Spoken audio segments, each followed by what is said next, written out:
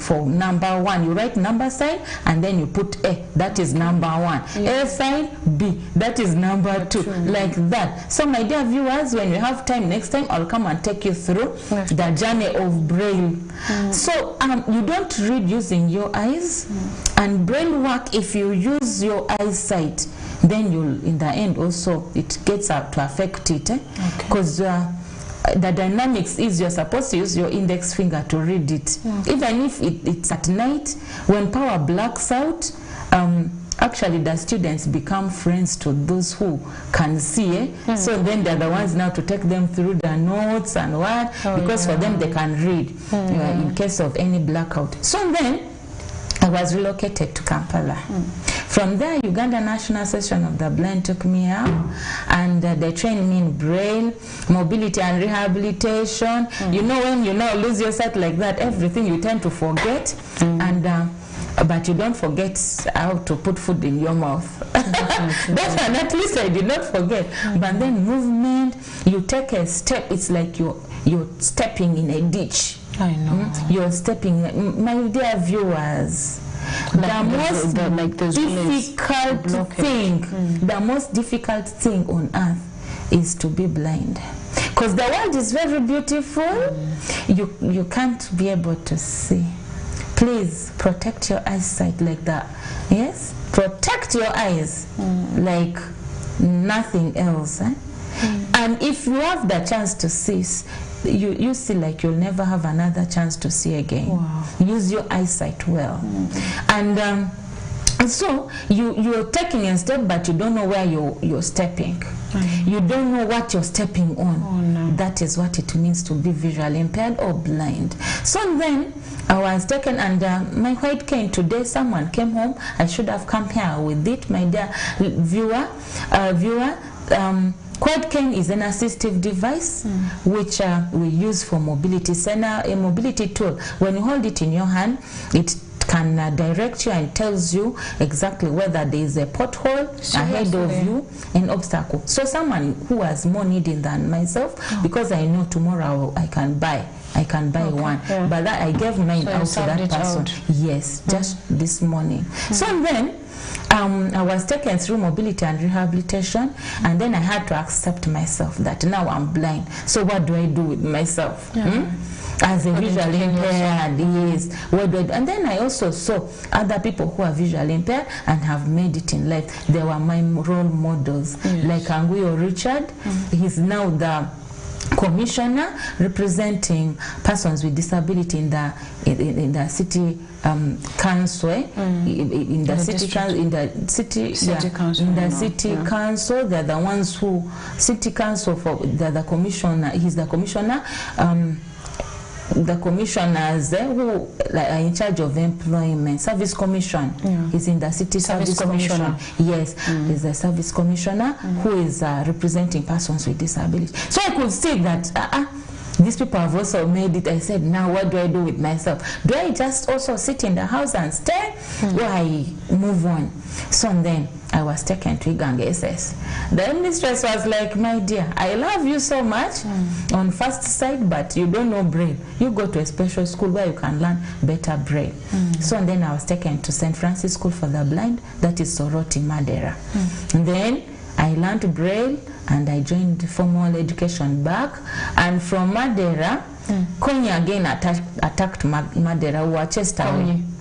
Yes, he attacked the flying school, Soroti Flying School. Yes, and Madeira is also close there. So again, I was relocated to Noah's Ark. It's near Tel Cottages in Rubaga. Noah's Ark. Yes, Noah's Ark SS. They have registered to take care of persons with disability. So they welcomed me and they said, no, you are not going to commute from home, but you come and be in the boarding section. Yes. And that was now in senior 4. So when I went there, it was a blessing. All those students loved me, and God gave me favor before the teachers and the students. And I didn't have any notes because I left my notes in Madeira with the war. I left my notes there. So here I passed very well. I passed in first grade, and then I continued with Noah's Ark in HSC. Then I passed, went to Makerere University on government sponsorship. I did social work and social administration. And while at Makerere, I became the Minister for Disability Affairs. Wow. I believe one day I will also go to politics and after retirement, yes, and represent parliament. Exactly. Not, yeah. So after retirement, I will do that. And I was the minister because I tested it. I was a GRC, I was in the Guild Council twice, and then also a Minister for Disability Affairs in the School of Humanities. I was the chairperson of that faculty or school, and then from there I moved on, and slowly I started moving on. And then when I graduated, I was like, when I graduate, I want to come back to my district and work with my people. So I came, and when I returned to Arua, it wasn't easy, but I want to thank God for who He is. He still prevails over every situation, and He is God. So I graduated on the 20th of January, but then when it reached March, a job was advertised with Uganda National Association of the Blind. So they wanted program coordinator and administrative assistant. So I applied for that small one, the administrative assistant. I was taken, and my first job description was to be a role model. So I role modeled, and we're working with schools, we're promoting education.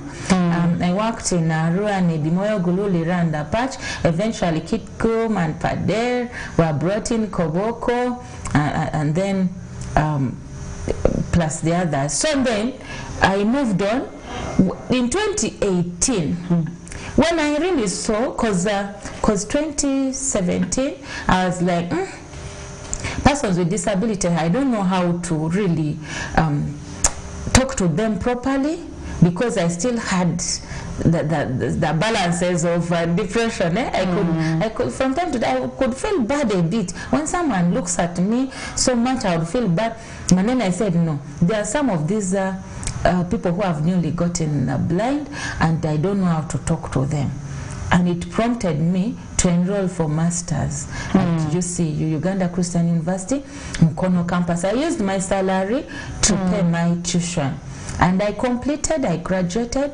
As I talk, I have Masters of Arts in Counseling Psychology from UCU Mukono. So then I moved on. Now there I was more equipped. So I kept on helping. Then 2018, Arua District advertised jobs. I told God I only need a job. And my dear viewer, you don't need jobs. Don't look for jobs, but just look for a job. Just look for one position like this, and that will be enough for you. You are one, you cannot look for jobs. There will be too many for you, and at the end of it all, you'll miss out. I told God I need a job with the local government so that I can be able to pave way for others, because it's pensionable, and for us to start looking for contracts here and there, it's very difficult. Yes. So I went to the chief administrative officer.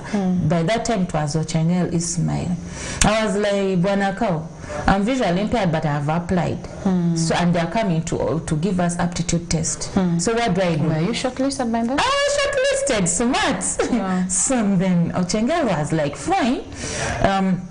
You're right. Do you know the law? I said yes, affirmative action. And for us, with affirmative action, we were supposed to be added extra time of 30 minutes. And you know, they give us the aptitude test, you're supposed to finish it within one hour. So, but I want to thank God I also finished the aptitude test within 1 hour, much as I was added 30 minutes. Yes, I was added extra time, but I finished. And then come the results, my name was up there. Wow. Yes, and then... So you are considered? Yes, I was considered, but on merit, not because of my impairment. I want us to understand this, my dear viewer. You deserved it. I deserved it because I worked hard for it. Yeah. Yes. And so, we continued, the journey continued. So then, there were 5 positions for CDO. I strictly applied for that one, and then when the results came of the aptitude test, my name was up there, and then I was scheduled for interview. From 8, I was interviewed at 6:30 p.m. I stayed the whole day, but I was not tired. I waited for my time. I said, God, you've made me to sit here up to this time. Then it means one position is for sure mine. It is mine. I can't sit here in vain. And he granted it to me. When the list came out, my name was there. I was considered. So as I talk, I'm now I was posted to Olepi sub-county, and that was my first employment station. I was in Olepi sub-county, and then from Olepi, I only stay. People stay for years. Mine was being confirmed. But for me, when I completed the probation period of 6 months, I filled in the appraisal form, and then I submitted. But in the 9th month, I was confirmed and then posted to the head office. So I came to the head office. I was posted to the head office, and as a focal person, disability and elderly. So now, my dear listener, I'm a CDO in charge of disability and elderly, and in Arua district, and I take care of the disability council, and then also their special grant, and then for the older persons, I also take care of their council, and then also I am in charge of the grant, which is a special enterprise grant for older persons. It's new, and the dynamics in there is the same. The requirements are the same. You're supposed to be for the PWDs from minimum number is 5 to 15. For the older persons is 5 to 10. So those are the things I do, and we do monitoring of their programs, and I make sure that all the, both older persons and persons with disabilities benefit from their grant and that which they deserve. So that has been the journey, and I've empowered so many people, and then also I have an extra skill of proposal writing. So I've written project proposals. So I can come to you. Yes, you can come to me. I'm good in that. Yes. So I write projects, and I've written projects for our District Blind Women Association.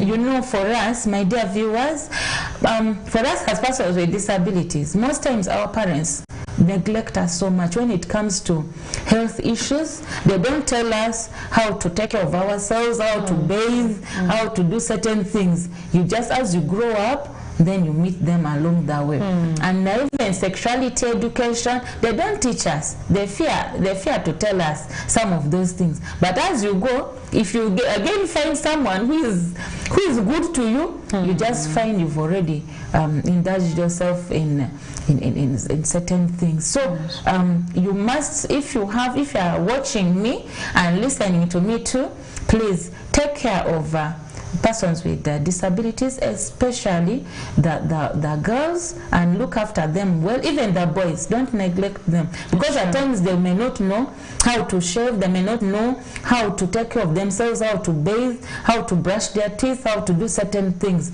and how to dress correctly. And you may look at a visually impaired person, you may think they're doing that purposely, but let me tell you, take this from me tonight, that they are not doing it purposely, but it's just circumstances that have made them to do that. Like at times they forget to zip up their trousers. Then at times also, if you don't teach them how to button their shirts, you find some of the buttons are done wrongly. It is true. Yes, so their shirts can be, so you correct them. And then I have I'm a family, I told you, I'm a mother of 2, and they're boys, and then also I have a husband. Wow. But he's good, he's loving, and he has not accepted me just because of anything else, but he for sure loves me from heart. And They now call him that the husband to PWDs. Yes, that's the title he has now. So that has been the journey, but has not been easy. But there's a lot that we go through. Is he also a PW? No, he's not. He's a tall guy. He's handsome. People admire him a lot. And at times women out there can get annoyed for me. They're like, you know, you How don't did you deserve get this? You don't deserve to have him. But I thank God. How I got him. He also admired me. How did this gentleman meet you? He was seeing me around and he saw me long ago. So when we finally met, he was like, you are the one I deserve. So he went to my parents to ask for my hand. He went to my parents. My father died after eating his things. So he blessed us, and I thank God for that, because my father could feel very bad. He would look at me and feel bad. But then that day I saw joy in his face with my blind eyes is 2 occasions. One, during my graduation. Oh dear. He told me in Mukono, he was like, today you've got this stubborn thing. Wow. And he told me to buy for him air ticket. He went with the little boy by air. I bought for them return tickets, and they went by air to Entebbe, and then they were picked up from there. So he told me, he go air. So why by air? He wanted, he just wanted to know how much I treasure him. I know. So I bought for him that ticket. So for us, we went by bus, by road. Okay. So then he told me, today you've got this stubborn thing. This is his last time to come to Kampala. I was like, you'll come back to Kampala. He said no, he's now tired, he wants to go and rest. Little did you know. Yeah, he didn't know he was making his final days. Yes, he said he has been waiting for this day, but now he thanks God that it has happened. I should stay well. Then when I was confirmed, he was also excited. He said he has been waiting for my confirmation, and he now thanks God that he's going to rest when I'm settled. So certain things happen in life for a reason, but I now get to understand why God made me to become visually impaired. He allows things to happen.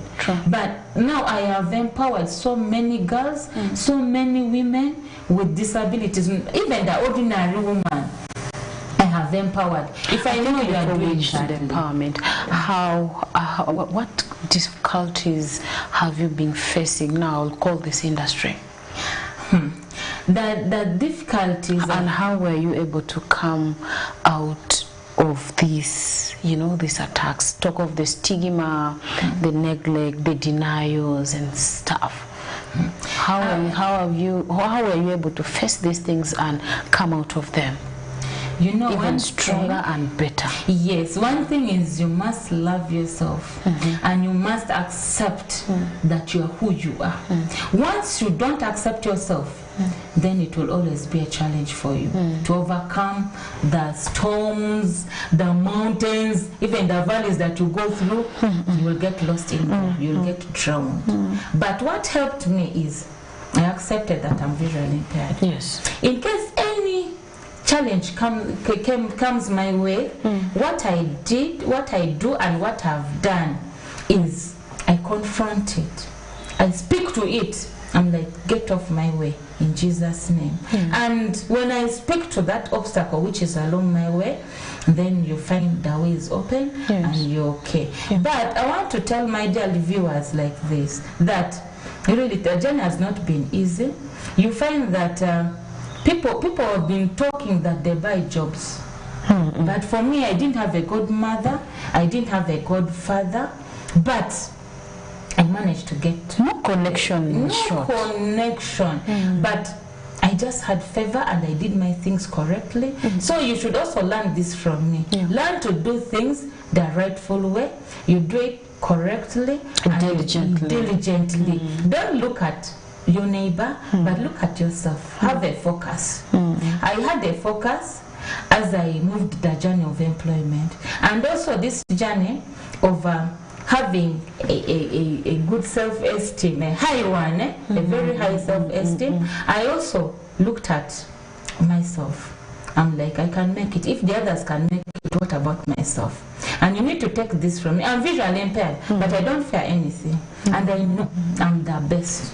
I'm the best, and I can make it in life. So I want to encourage standing through all odds. Yes, and there are for sure barriers which are challenges. One, communication-wise. At times you want to visualize certain things, but you don't have the vision. You cannot be able to see. But what you do, make use of the available resources. If you have someone in your neighborhood or just near you, in your homestead, you ask them, how does this dress look like? What is this color? So that you don't also color clash. You dress correctly, you know this is color pink. So what color picks for this clothes? And when I dress, people admire me. They're like, ah, wow. And the things which I put on the fitting. So I use the available resources. Some of them my husband gets them for me, and he knows my size. He can pick something, and then you just bring home, like fitting this, and I'll dress in it, and it will really fit me. Then you get to wonder. And some of them I do window shopping. After window shopping, because for you may think that for us we don't do window shopping, but I want to tell you that we also do window shopping. We can tell what is where. Then when you get the money, that's when you can go for it. You just go and pick it up. So you use the available resources around you. Like I don't have the vision, but I use those around me to ask how certain things look like, how they do certain things. So don't just be there that me I can't make it. You can make it. Use the available resources, use the available skills that you have in order to make ends meet. And there's this thing, they call it copy. You copy. Yes, you want to look like other people. Look like yourself, be yourself. Don't emulate other people. You cannot be someone you're not. Be yourself, and yes, that's when really you'll get to love yourself and appreciate, and learn to appreciate yourself, and learn to appreciate that thing, your achievements. That is the thing which will motivate you the more to even do better things. Yes. Thank you. Where do I even start from? It has been an amazing one-on-one with Ikoru Jane, the CDO, Arua City Council. We are very, very glad to having had you in our studios, and trust me, I personally, even who is not a vision impaired, I mean, I've learned something. She has said a lot. She has even gone out of the box to be able to empower you, not only just those with vision impairments, plus more.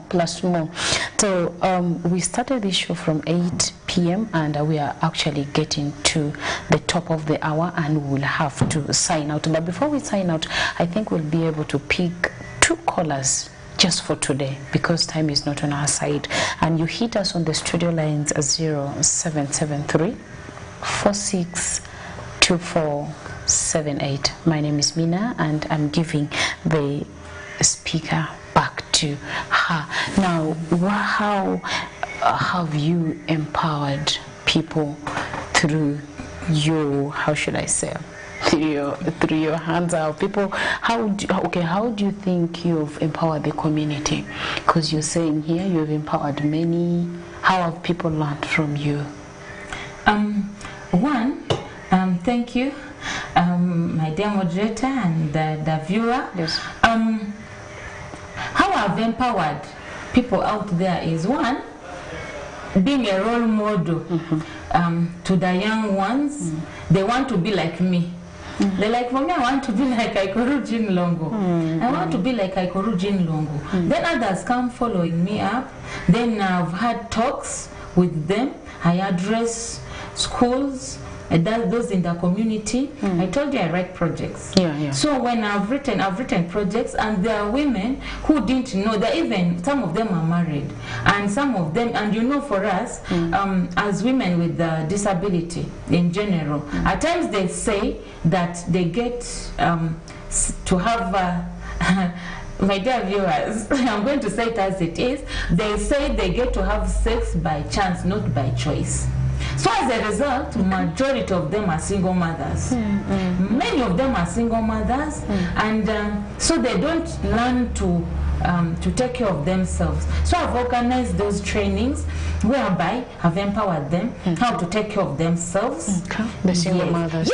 Yes, the single mothers, and even those who are not yet married, the young girls, and then economic empowerment. I've given them through those projects goods, so that they can. So you're a therapist. Yes, so that they can have daily income, and if you have daily income, you'll not go look for it, you'll not go and beg, because they know persons with disabilities go on the road to beg. Yes, when you go to the shop to buy something, you'll say, today is not Friday, but I've trained them to be self-reliant by giving them the goods, and then when the goods produce, the male goats, they sell, and they can have capital for themselves. Many of them have made it in life, and some of them, they are market vendors, they are what they vend, then they are self-reliant, and I can mention, and then also I've delegated some of them to speak on occasions and one, so they are good public speakers also. When they speak, you know that there's an element of gene in them. That's good art of public speaking. Yes. Yes. So that is some of the things. So what are your final remarks? My final remarks is let's not neglect persons with disabilities. Yes. There are barriers which are challenges as we live in this on the face of this earth. Yes. Like communication.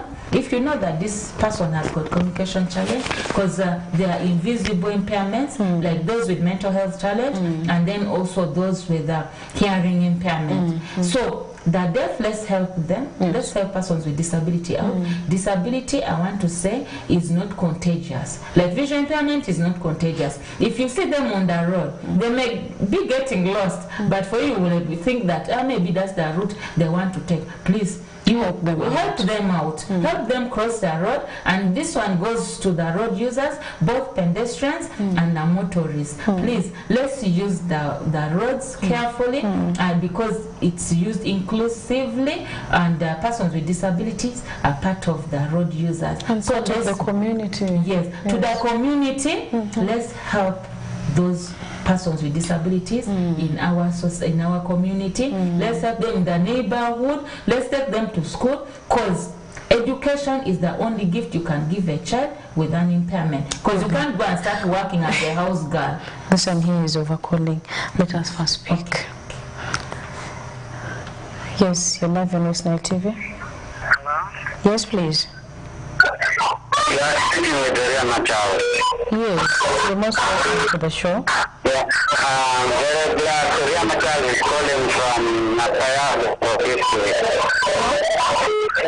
I'm calling from Nataya from the district of Bangalore. Yes, you're most welcome to the show.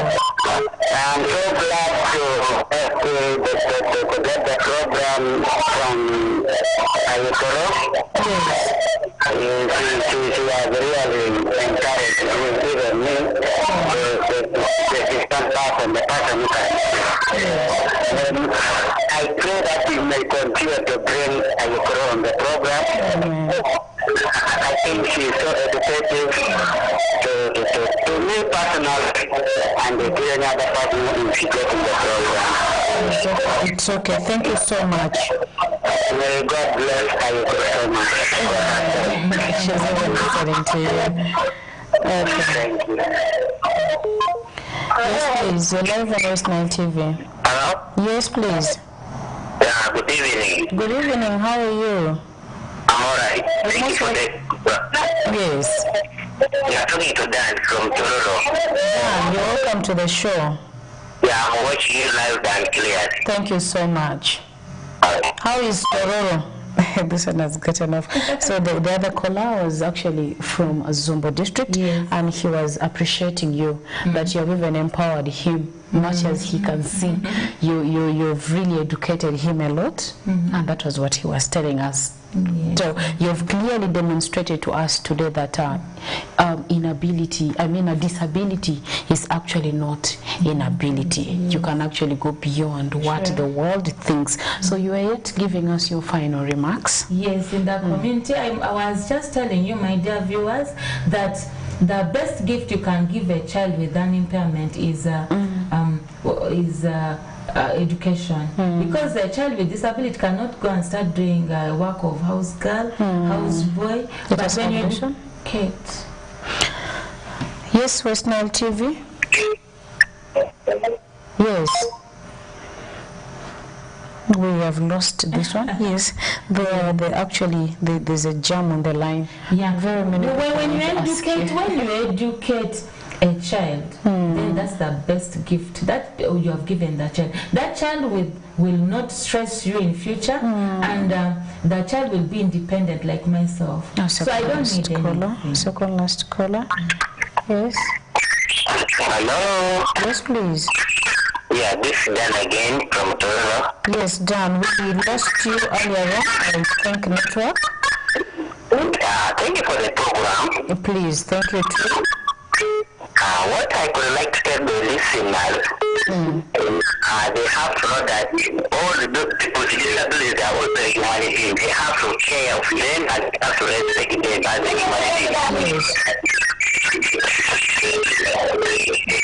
Okay. That's what I can say. Dan, thank you so much for your concern. You still now look at the people of Toronto and the people watching on TV.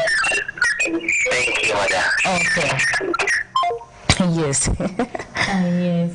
So that's the best gift, because the child will not stress. I don't, like myself, I don't need anything from anybody. I'm very independent, and I can buy whatever thing I want.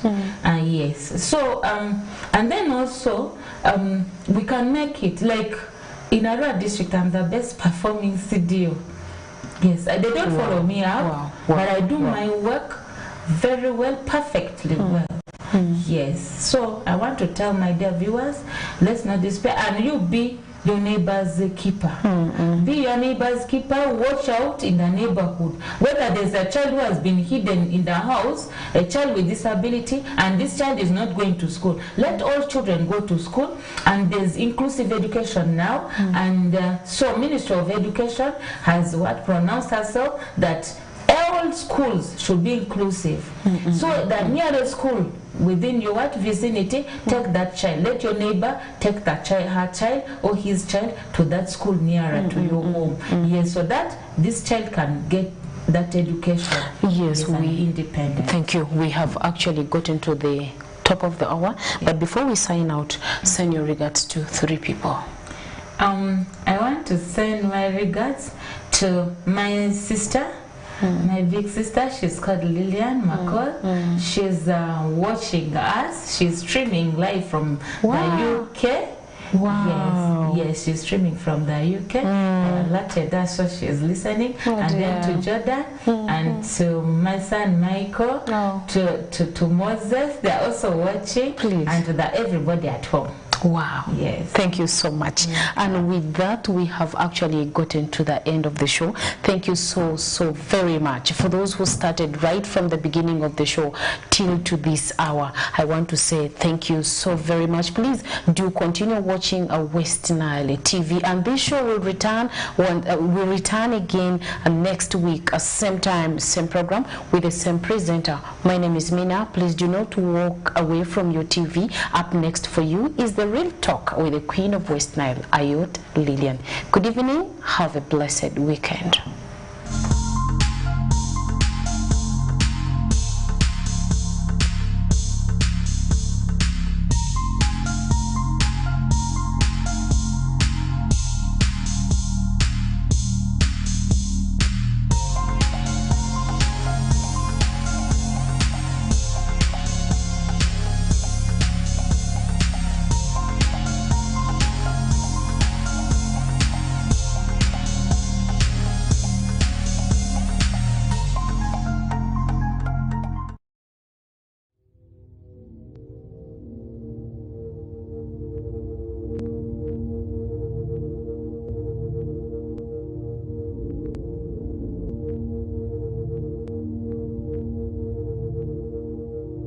Westnile TV, lighting up the region.